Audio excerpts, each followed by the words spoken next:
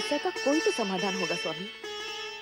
मुझे आश्चर्य हो रहा है, आप सब कुछ जानते हुए भी मौन रहे। आपने दुर्वासा ऋषि को रोकने का प्रयत्न भी नहीं किया। देवी, हर किसी को अपने किए हुए कर्मों का परिणाम किसी न किसी रूप में भुगतना ही पड़ता है। विधाता के विधान में हस्तक्षेप करना ब्रह्मा, विष्णु और महेश के लिए भी असंभव है। आप तो करुणा निधि हैं, भक्तों के उद्धारक हैं। देवताओं की भी आप पर अपार श्रद्धा और भक्ति है। उन्हें संकट से उबारना आपका परम कर्तव्य है। जब हमारे उन भक्तों को हमारे पास आने की प्रेरणा मिलेगी, तब हम अपना ये कर्तव्य अवश्य निभाएंगे। परंतु समय से पहले देवताओं को स्वर्ग सुख का अधिकार नहीं मिल सकता। असुराधिराज स्वर्गाधिपति महाराज बलि की जय। असुराधिराज स्वर्गाधिपति महाराज बलि की जय। महाराज बलि की जय। महाराज बलि की जय।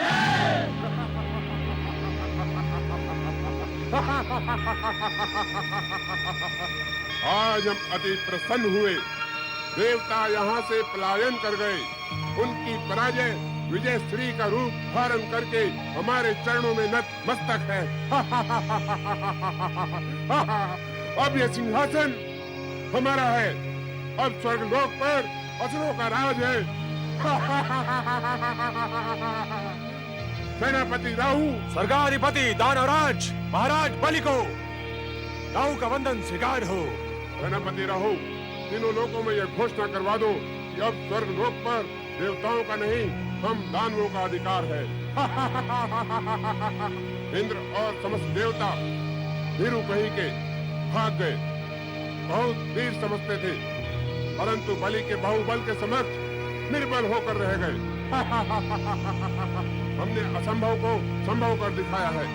देवराज इंद्र को स्वर्ग के सिंहासन से उखाड़ कर फेंक दिया है। उनके राज्य, वैभव और शासन पर हमारा अधिकार सदैव बना रहेगा।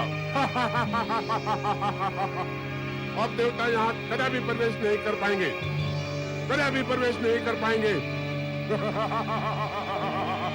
अब स्वर्गलोक पर हमारा अधिकार है।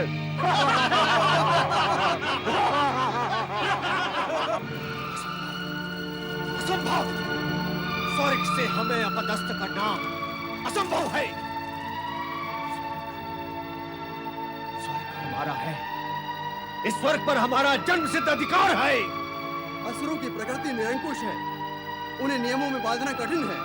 वो बलशाली भी है। उनकी आसुरी शक्तियों से जीतना हम देवताओं के लिए असंभव है। ऐसी बातें करके आप हमारे मनोबल को ना गिराइए वरुण देव। हम ब्रह्मदेव की शरण में इसीलिए आए हैं कि वो हमारा मार्गदर्शन करे और इस संकटकालीन स्थिति से हमें उबारे। पता नहीं देव ऋषि महाराज इस समय कहां होंगे। अपनी वाक्पटुता से किसी को प्रभावित करने की कला जो उनके पास है, वो हम में से किसी के पास भी नहीं है। नारायण नारायण। धन्यवाद स्वर्गाधिपति इंद्र, धन्यवाद। किसी भी संदर्भ में आज आपने इस हरिभक्त नारद की प्रशंसा तो की। आइए परमपिता ब्रह्मा के समक्ष अपनी समस्या रखें। आइए। नारायण नारायण नारायण नारायण। परमपिता ब्रह्मा, आज देवराज इंद्र और समस्त देवगण आपके समक्ष एक गंभीर समस्या लेकर उपस्थित हुए हैं। हे सृष्टिकर्ता ब्रह्मा जी, हम पर घोर अत्याचार हुआ है। आपको ये जानकर अत्यंत दुख होगा कि हम पर अत्याचार करने वाला आप ही से उत्पन्न ऋषि अत्रि का पुत्र है। हम दुर्वासा के क्रोध से भली भांति परिचित हैं। किंतु ब्रह्मदेव, सर्वप्रथम तो एक ऋषि को अपने क्रोध पर ही विजय पानी चाहिए। दूसरी बात ये कि क्रोध करने का कोई कारण भी तो होना चाहिए। किंतु दुर्वासा ने तो हम पर अकारण ही क्रोध किया है और हमें श्राप देकर असुरों के लिए स्वर्ग का मार्ग प्रशस्त किया है। देवराज, क्या दुर्वासा के उग्र स्वभाव से आप परिचित नहीं?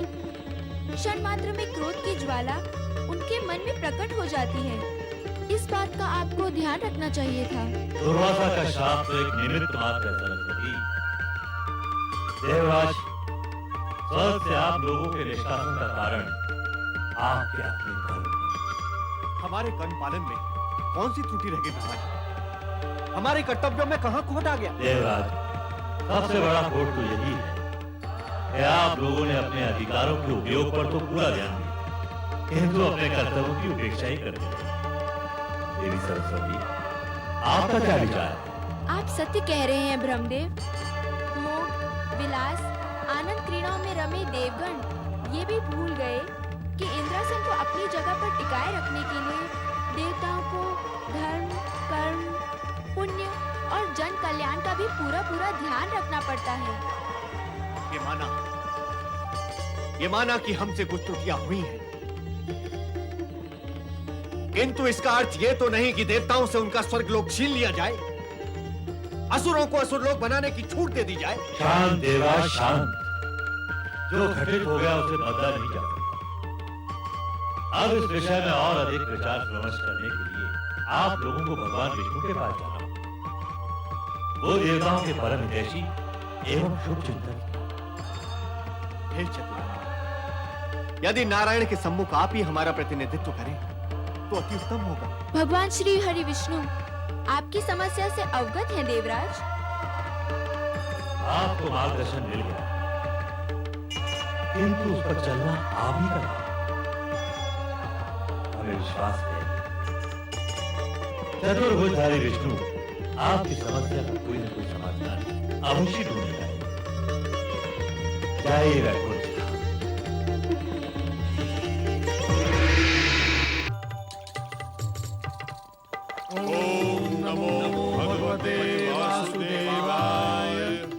नारायण नारायण।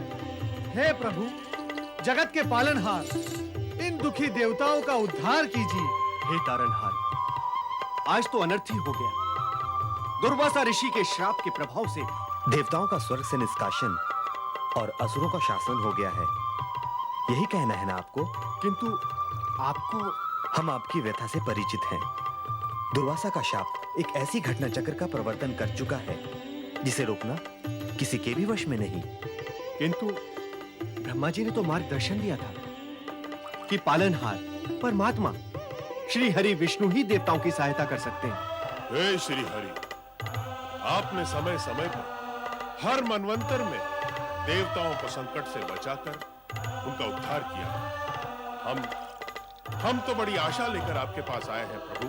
देवगुरु बृहस्पति जी, यह सत्य है कि हम देवताओं के शुभ चिंतक हैं, किंतु प्रभु, आप त्रिदेवों में सृष्टि के पालनहार हैं। आप ये भली भांति जानते हैं कि सृष्टि के आरंभ से ही स्वर्ग पर देवताओं का अधिकार रहा है।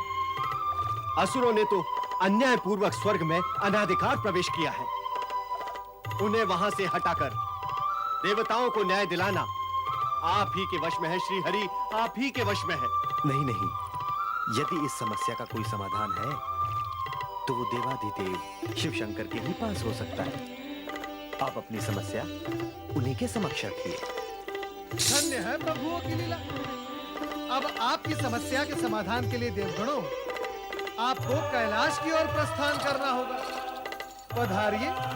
नारायण नारायण।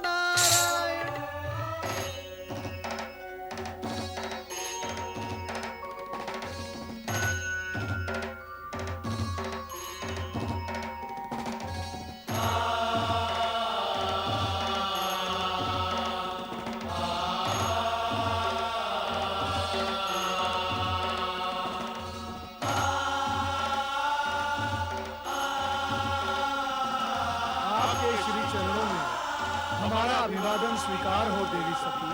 बधाई। कैलाश धाम में आप सभी का स्वागत है। देवराज और देवगणों के साथ जो अन्याय हुआ है उसका मुझे अत्यधिक दुख है। इस विषय में मेरे स्वामी से भी चर्चा हुई थी।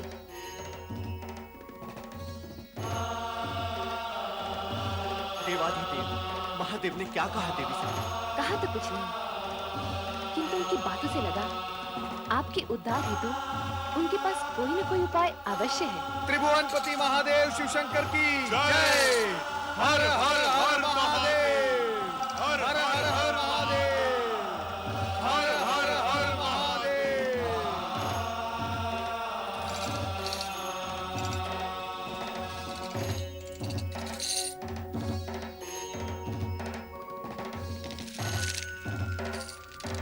चराचरपति महादेव, इन देवताओं पर वज्रपात सा हुआ है।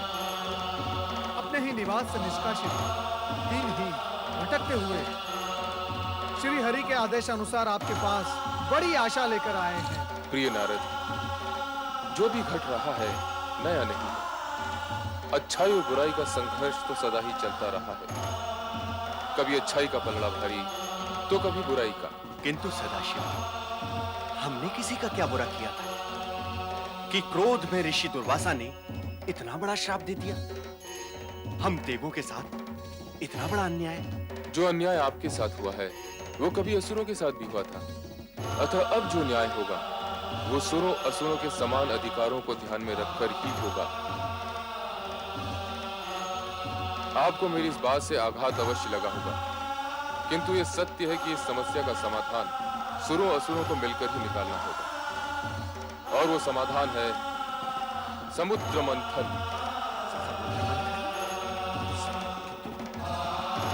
भयभीत होने की आवश्यकता नहीं। समुद्र मंथन के बाद कई ऐसी घटनाओं का जन्म होगा जो देवताओं के हित में होंगी।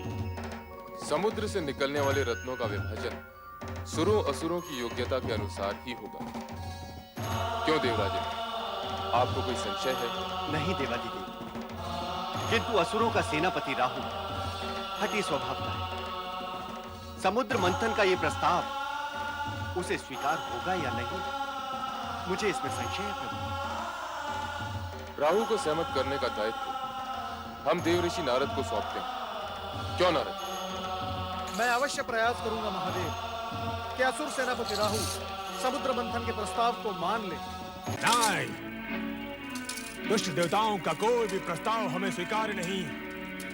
समुद्र मंथन का मत भी हमें स्वीकार नहीं। लगता है इसमें भी देवताओं का कोई नवीन षड्यंत्र है। नारायण नारायण, इतने शक्तिशाली होने पर भी देवताओं से भयभीत हो रहे हो? कदापि नहीं।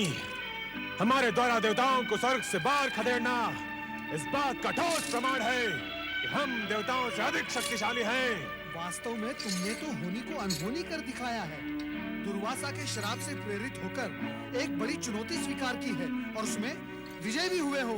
नारायण नारायण। निश्चित ही विजय हुए। मैं एक बात सोच रहा हूँ, तुम दानव यदि शक्तिशाली हो तो देवगण बुद्धिमान ज्ञानवान, तुम दानव एक स्वर्ग लेकर यहाँ मोद मनाते बैठे रहोगे और वहाँ देवगण समुद्र मंथन से 100 स्वर्ग उत्पन्न कर डालेंगे। सत्य तो यह है कि आरंभ में देवताओं को भी कोई रुचि नहीं थी, परंतु भगवान शिवशंकर ने जब समुद्र मंथन से उत्पन्न होने वाले दुर्लभ पदार्थों की बात कही तो देवता सहर्ष मान गए। परंतु ये बात आपने हमें पहले क्यों नहीं बताई देवर्षि नारद? बताता तभी जब तुम सुनने को तैयार होते। तुम तो अपने पद के मद में डूबे हुए हो। नारायण नारायण। शिवशंकर पर तो हमें पूर्ण विश्वास है, परंतु यदि उनकी बात मानकर हम समुद्र मंथन का प्रस्ताव स्वीकार भी कर लें तो भी इस बात का क्या भरोसा कि समुद्र मंथन से उत्पन्न पदार्थों का वितरण सुरों और असुरों में निष्पक्षता से होगा। ऐसा प्रतीत हो रहा है सेनापति राहु कि तुम हमारा तात्पर्य नहीं समझ पाए। नारायण नारायण। सुनिए तो सही देवर्षि नारद। एक और तुम कहते हो कि तुम्हें भगवान शंकर पर पूर्ण विश्वास है और दूसरी ओर शंकर का आंचल भी नहीं छोड़ सकते। ऐसे तो कोई निर्णय नहीं लिया जा सकता। अरे देवर्षि, यदि एक बात देवताओं को मान्य हो तो हमें समुद्र मंथन का प्रस्ताव स्वीकार्य है। क्या? यही कि समुद्र मंथन से पहले हम स्वर्ग लोक नहीं छोड़ेंगे। इसका निर्णय तो भगवान शिवशंकर ही करेंगे और तुम ये भली भांति जानते हो और मानते भी हो कि वे निष्पक्ष नहीं। अब क्या कहें इसे, दानवों का दुर्भाग्य या देवों का भाग्य कि समुद्र मंथन से उत्पन्न होने वाले दुर्लभ पदार्थ मात्र देवों को ही प्राप्त होने की परिस्थितियां निर्मित हो रही हैं। धन्य हो प्रभु, धन्य हो। दानव अपने दुर्भाग्य का द्वार स्वयं खटखटाने जा रहे हैं। नारायण देवर्षि नारद, मैं इस विषय पर एक बार शिवशंकर से बात करना चाहता हूँ। शुभस्य शीघ्रम।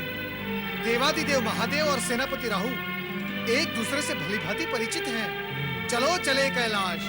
ओम नमः शिवाय। कैलाश। चाहिए असुर सेनापति राहु। मुझे शिवशंकर से भेंट करनी है। कैलाशपति अभी ध्यान में है, तुम्हें प्रतीक्षा करनी होगी। बात महत्वपूर्ण है, मैं प्रतीक्षा नहीं कर सकता। शिवशंकर, महेश्वर, मेरा बात मत रुको, नहीं तो अनिष्ट हो जाएगा। नारायण नारायण नारायण नारायण। शांत हो जाओ सुंदरो, शांत हो जाओ। अतिथि के साथ ऐसा व्यवहार शोभा नहीं देता। किंतु ऋषिवर, यह हमारे शिवजी के ध्यान में बाधा डाल रहे हैं। इनसे कहिए कि बाद में आए। नारायण नारायण, ये बाधा नहीं डालेंगे। महादेव शिवशंकर की आज्ञा से ही वे यहाँ पधारे हैं। पधारिए पधारिए राहु, पधारिए।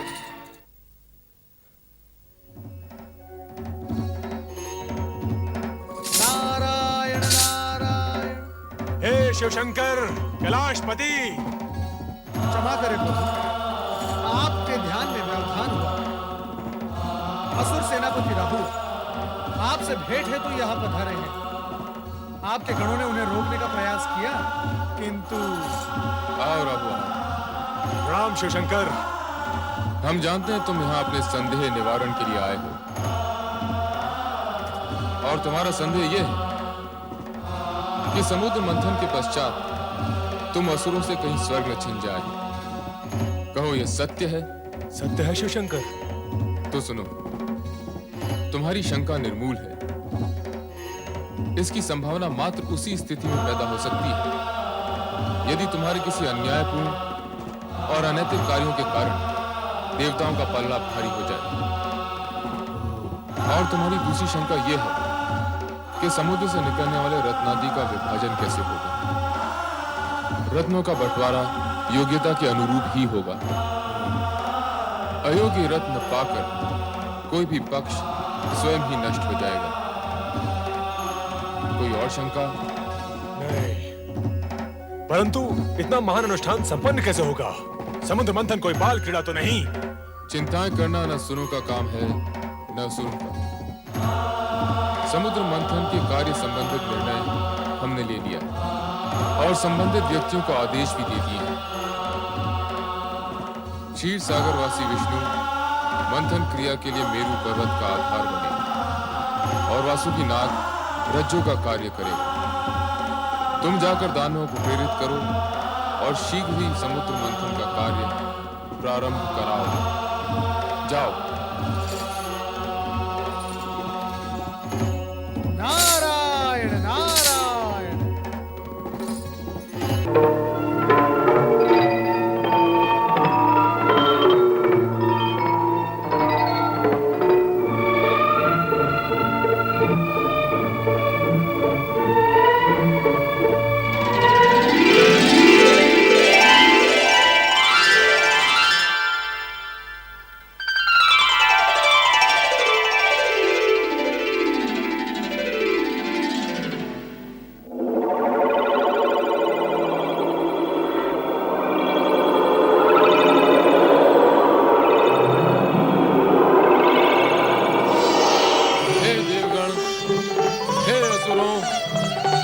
समुद्र मंथन का कार्य आरंभ हो।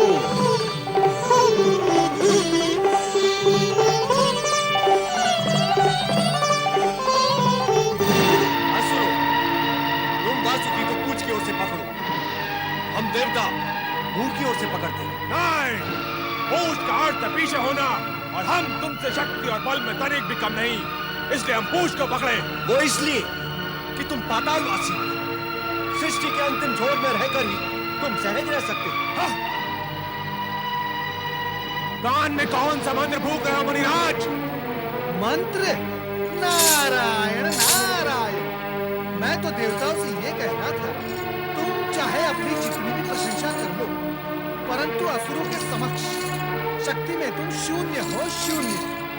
आग और विष उगलते हुए वासुकी का मुंह पकड़ना देवताओं के बस की बात नहीं। नारायण नारायण। बहुत प्रसन्न हुए कि आज देवताओं को उनकी हीनता का ज्ञान तो हुआ। तुमने हमें हीन कहा? तो सबसे पहले यही बात सिद्ध कर ली जाए कि कौन शक्तिशाली है और कौन नहीं। हाँ, देवराज जी क्या कह रहे हैं आप?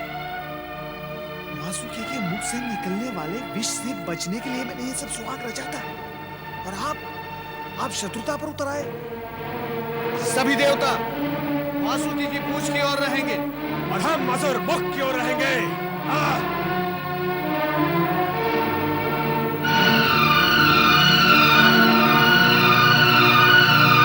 भगवान शिव शंकर की कृपा से समुद्र मंथन की आज्ञा पूर्व ही मिल गई है। शुभ कार्य में विलंब नहीं होना चाहिए, वो उचित नहीं। बोलिए भगवान शिव शंकर की जय। भगवान शिव शंकर की जय।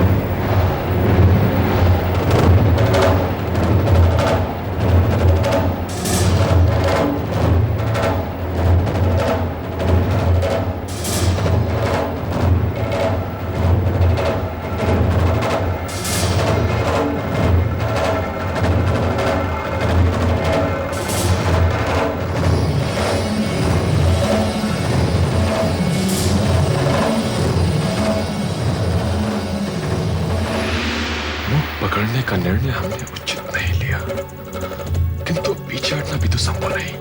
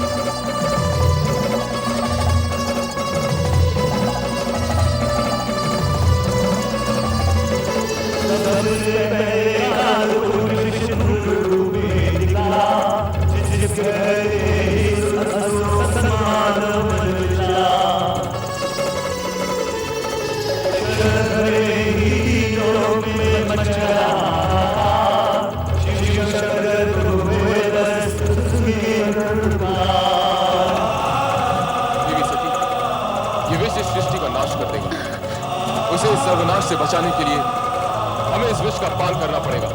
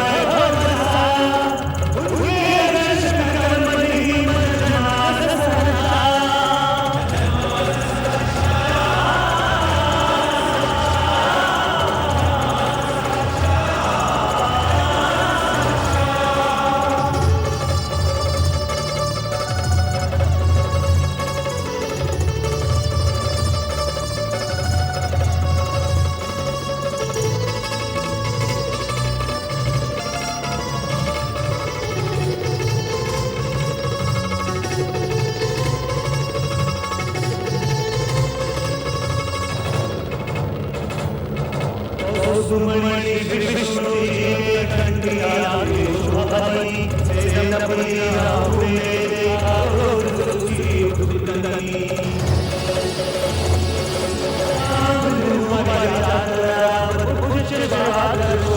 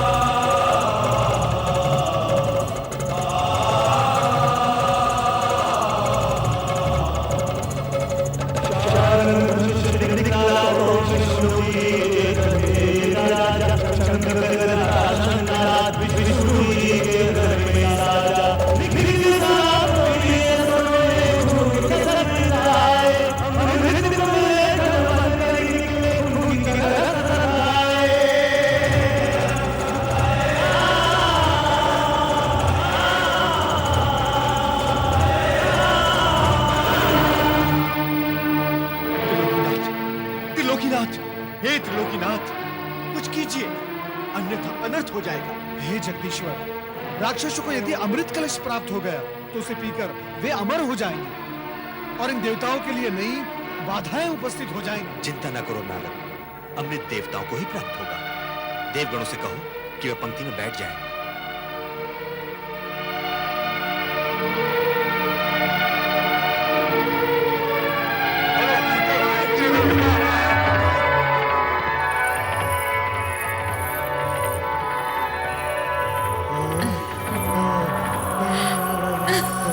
ये अप्सरा है या कौन है? ये स्वर्ग से आई है या समुद्र से?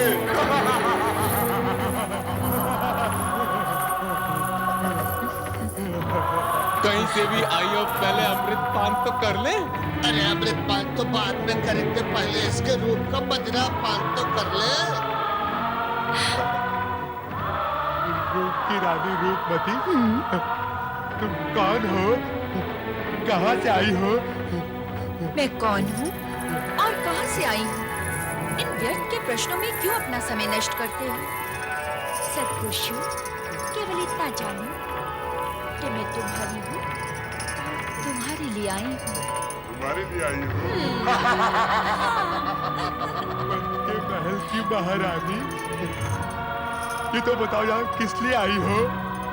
तुम सभी को अमृत पान करवाने, अमृत पान करवाने के पश्चात तुम्हें सौंदर्य पान करवाऊंगी।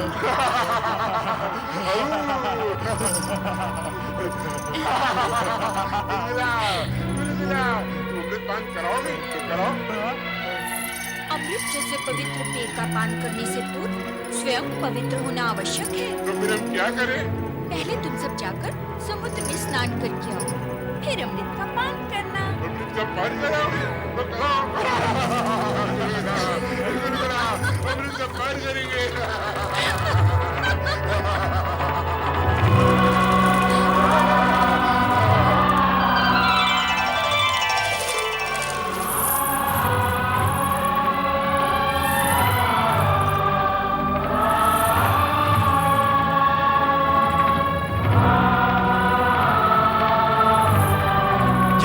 राक्षस है। हाँ, राक्षस है। हाँ, राक्षस है, राक्षस।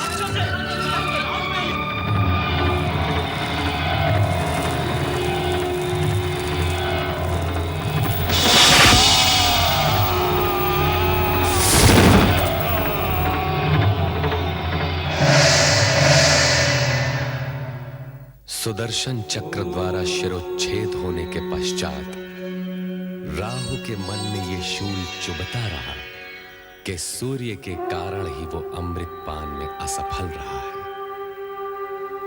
तभी से वो प्रतिशोधवश सूर्य को ग्रस्ता आ रहा है। असुरों के पाताल पलायन के पश्चात देवगणों का स्वर्ग पर अधिकार हो गया।